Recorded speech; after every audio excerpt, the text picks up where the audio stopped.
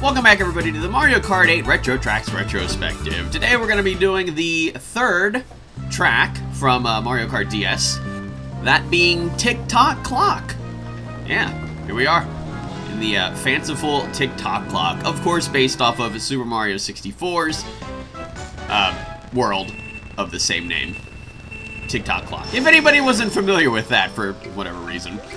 Anyway, but yeah, you know, I love how I didn't even pay attention to the fact that there is the mesh flooring, like in, you know, the 64 version, that, you know, obviously a reference to that, but it's just, I didn't actually think about it until I actually read it in the article for it on the Mario Wiki, because, you know, I gotta have, you know, some kind of, trivia and stuff. I love how, well, first of all, I did that on purpose, to show the fact that the pendulum does destroy you if you run into it. But also, I love how the pendulum actually clips through the ground. Pretty sure that did happen in Super Mario 64, so maybe that was another sort of reference, a buggy reference, perhaps. It's just kind of weird. Anyway, this track looks a lot different, surprisingly, in the Mario Kart 8 version. But, I don't know, it's just like some tracks don't, I mean, even the older ones, the tracks don't seem like they were changed too much. This one seems like it got a whole new makeover in Mario Kart 8. But anyway, unfortunately, this track does not seem to have any trivia. Aw, I like trivia. But, I will mention, though, that Tock Clock is the second course of the Star Cup in Mario Kart DS. And in Mario Kart 8, it is the first race of the Lightning Cup. Of course, the most difficult of the Retro Course Cups. Oh, I just heard that blue shell. Yeah, there. Oh, well. You know, the AI is pretty forgiving with me in this game. And I love how I just kind of, I don't know, did whatever that was. Back and forth around those spinning cogs, I guess. Oh, also, something to note is the minute hand, I guess, or whatever, on the giant clock, will also destroy you, unlike in the Mario Kart 8 version. So the pendulum and the spinning minute hand don't actually hurt you in Mario Kart 8, but they do here. Strange. Also, this part here with the little circular area with those boost pads is pretty multi-layered in Mario Kart 8, as opposed to here it just has, like, you know, a couple of boost pads on each side. Yeah, then there's no hang gliding part right here. This does look mostly the same. Again, I just, you know, looking at this track once again. Oh, whoops. I'm not sure if I did that on purpose. I'm gonna go with no. Looking at it again, it's just like, it's so surprising how much different this track is as compared to Mario Kart 8. Like, not even Cheap, I didn't feel like Cheap Beach or Wario Stadium were changed as much as this track. Also, if you notice, once again, I didn't cut out the second lap because, I don't know, the race itself didn't feel like it was going on for too long, but 3 minutes. Apparently, I misjudged that. That's okay. Alrighty, so if that's an indication, that's of course going to happen once again in the Mario Kart 8 version, but in the meantime, we will be moving on to said version. Alright, and there we go. All HD and fancy. Oh yeah, this part is enclosed here, as opposed to the DS version, it was not. It was all big and open and stuff, and now they got like a ringing alarm bell over the finish line. That wouldn't get annoying after a while. I couldn't imagine living here, you know? This seems like this wouldn't be a very pleasant place to live. Pretty dangerous, you know? It seems like you just get crushed by any of these humongous cogs at any given moment. So yeah, like I said, this part is multi-layered. There's like, the inner part has the, you know, the spinning clock hands, then the middle part has boost pads, and then the outer part has coins. So that's what I meant by multi-layered. And of course, we got some gliding part here. Whee! Alright. And, oh, you know what? I just noticed there's like some blueprints or something. Yeah, on the wall, right there. Just looks like blueprints to how to create this monstrosity clock thing. I wonder, is this... Are we inside of just a one giant clock, or is this like multiple, you know, like massive clocks, like Big Ben or something? What in the world am I doing? I have no idea. Alright, so I guess I had to show off the fact that if you go in the opposite moving spinny cog near the end of the finish line, then you will actually slow down. Big surprise. I'm not really sure what those humongous moving, I don't know, like metallic pillar thingies are that like lifting up something near that the multi-layered part. I don't know, they're like big blue metallic joints that are holding something up. I'm not quite sure what that is. Anyway, as I'm getting bloopered, I wonder if there is anything that I can actually read here. I don't know, well, it says in the Mario Kart 8 version that it features more detail in the original. Oh my god. And just like in the DS version, once again I get hit by a blue shell. But yeah, oh, I did show off the fact that there was like a little shortcut on the first lap there, in that part that I just took. But it's a lot more, like, in the DS version it's more like circular, where you could just kind of go on either side, it doesn't really matter. But in the 8 version, there's definitely a distinctive shortcut on the left side that's a more difficult path to take. And then, of course, you know, if you ram into these pendulums, you won't actually get destroyed. They'll just stop you in your tracks. Which I guess, to an extent, can be considered being destroyed. But, not nearly as much as, you know, actually getting hit by something. Alright, and then, of course, you got the, you know, the little stunty parts here. The edges where the little arrows are. I don't know what happened there. You know, tried to throw my shell away, and then I didn't get another item. Whee! Okay, and then of course, because you couldn't do that in Mario Kart DS, you can't stunt off of the clock hands. And there we go. Done like dinner. Alright. You know, this, I don't know, it's weird. I felt like, what was the track that I did first in the previous video? Wasn't it Cheep Cheep Beach? It felt like that wasn't much longer than this in terms of time. I don't know, maybe I severely misjudged it. But anyway, here we go with the giant clock hands that actually harm you in the DS version. And did I actually show off the pendulum running into? Possibly? No? I don't know. No, I don't think I did. Alright, well, whatever. And then, of course, you know, you got this part. It just, you know, and also the sort of the mesh parts, just feel like there's not as much of it. Yeah, in the 8 version, it looks more, you know, regal, I guess. It's just like that very fancy metal pattern in the metallic mesh, and then most of the track is actually, it looks like solid ground rather than a net in the you know, the DS version. And there you go. Why did I jump off the track? I actually don't remember doing that. What I meant was I don't actually remember doing that just a few minutes ago when I was watching it originally. Anyway, here we go with Mario Kart Wii. We're going on to the first of 2 tracks from that game. That game that I am extremely familiar with. And of course, you know, I had to throw in the intro here. Alright. It's just, you know, when I first watched this intro, it was just like, it was so... I don't know, it just felt so current gen at the time.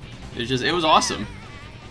It was a great, you know, like full motion video to see, like, you know, the main Mario characters, just like karting around. It's just like with the Wii wheel, so it's just like they're not actually sitting in something. It's just like, you know, that's the whole idea with the Wii wheel.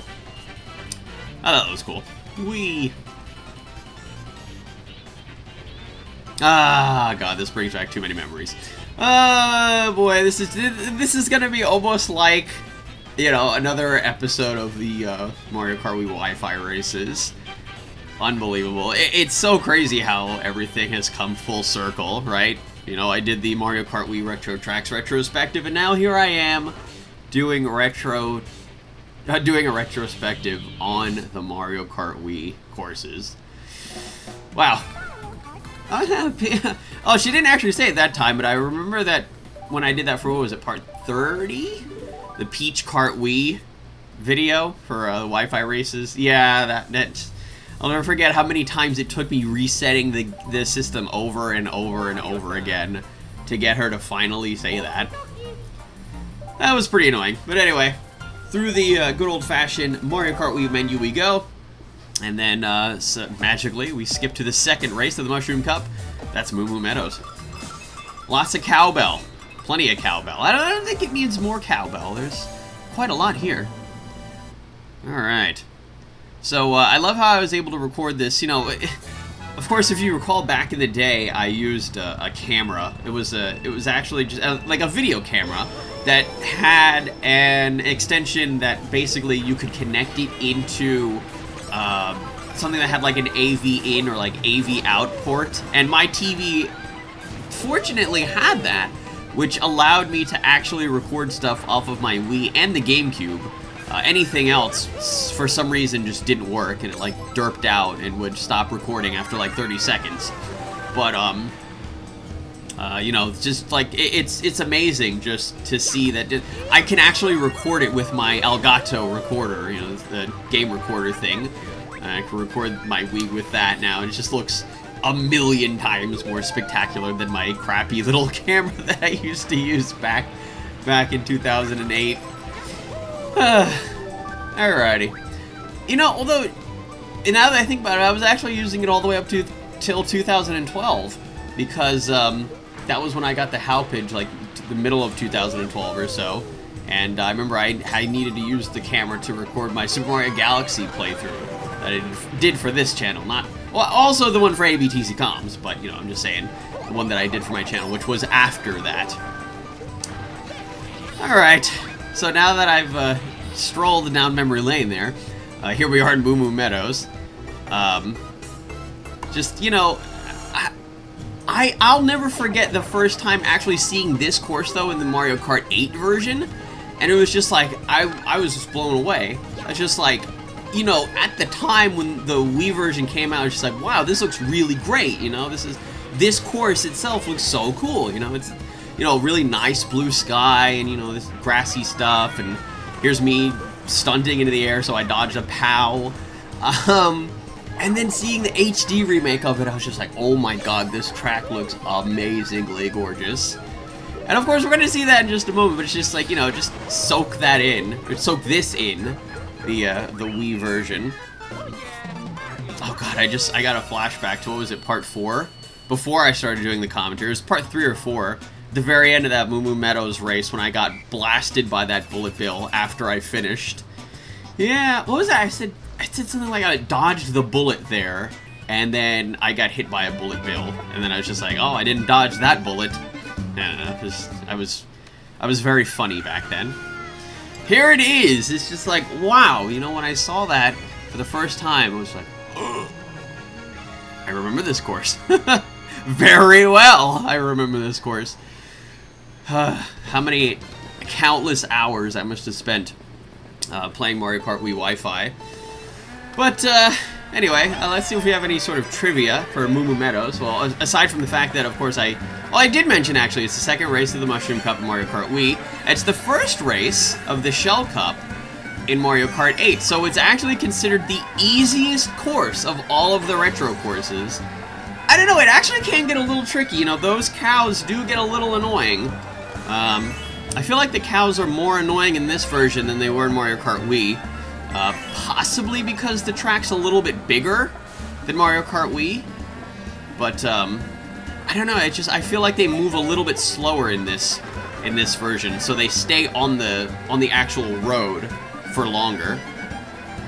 Also, I love how I had to stop the commentary there for momentarily because of the fact that I actually just heard the side-by-side comparison that I did for Wario Stadium. I forgot to delete that off of the timeline in Vegas from the previous video. So how awkward would that have been when, you know, as I'm talking, and if I would have just forgotten about it, and as I'm talking and you guys are listening to this, and you guys just suddenly hear, like, a bunch of Mario Kart DS stuff, like, in the background. It's just like, huh? Because that's exactly how I just felt. I was like, huh? Where's that coming from? Anyway, so there's a glidey part here that, of course, was not in the Wii version. Of course, that was introduced in Mario Kart 7. but not in Mario Kart Wii. We do have a little bit of trivia here. It says that, okay, interesting. Mario Kart Wii's expert staff ghost for this course is the only one to use automatic drift. And Moo Moo Meadows is one of 2 courses in Mario Kart Wii, the other being Ghost Valley 2, that did not have an online tournament take place on it. You know, I never understood why they were called tournaments in the, what was it, the NTSC regions. It wasn't a tournament. It was like a special, like, challenge mode, you know? It was just like, here's, what was it, the one that I did for, N64 Mario Raceway, the one where you just got all golden mushrooms. It's just like, okay, that's a challenge. It's not a tournament. A tournament is when you have like 8, 16, 32, 64 people all competing, you know, until there's one winner. I didn't get it. Anyway, let's go ahead and do that side-by-side comparison. Well, you'd think that I'd run out of things to talk about, but boy, you'd be wrong. Alright, so here's that side-by-side. So, you know, we gotta get a look at the, I guess, like the first kind of turn. Yeah, it is quicker in Mario Kart Wii, but that might have been because I was drifting a little bit more. I don't know. I was kind of panicky when I was doing the Wii recording, because it just felt like the AIs were catching up to me really, really quickly. Much quicker than I would have liked. Anyway, here's that boost jump.